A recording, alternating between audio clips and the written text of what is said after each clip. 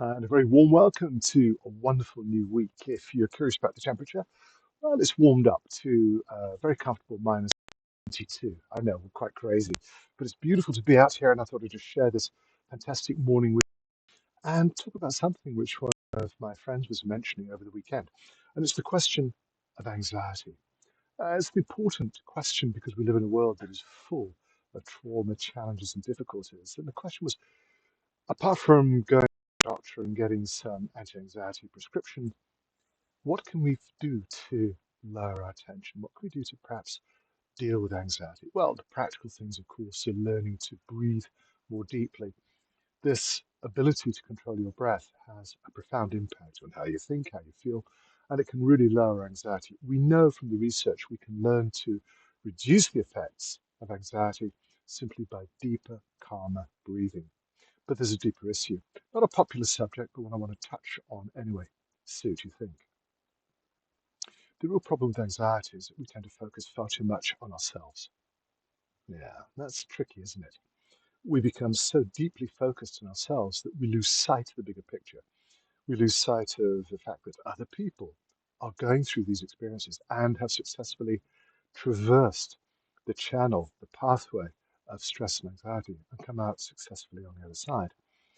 One of the perhaps overlooked methods in which we can deal with something like anxiety is to start helping other people.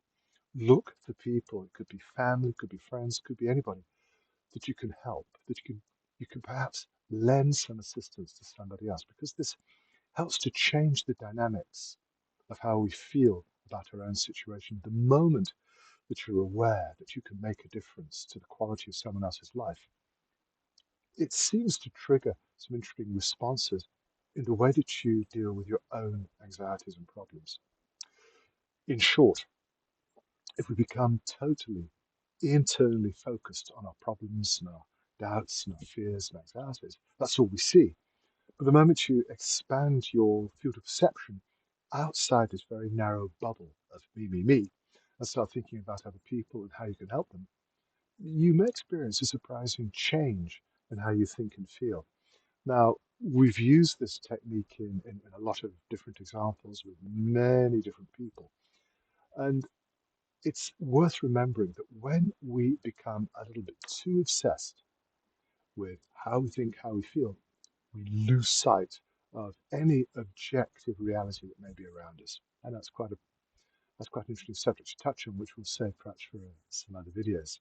But the simple fact is, by breathing more deeply, yes, you will release your tension. By relaxing your shoulders, by unlocking the jaw, by just releasing some of the tension in your jaw, your tongue, and your face can make a profound difference to how you feel. But moving the center of attention away from you and look for one other person that you can help. Lend a sympathetic ear, lend a helping hand, do something for somebody else, and it can trigger all kinds of wonderful changes in your life, because as soon as you recognize that you have the ability to help someone else, you realize that you can help you too. It's a virtuous circle. I'd love to know what you feel. I've only got a couple of minutes to do this before I experience frostbite out here. Actually, it's a wonderful day. I love being out here. Let me know what you think. It's always a delight to share thoughts with you.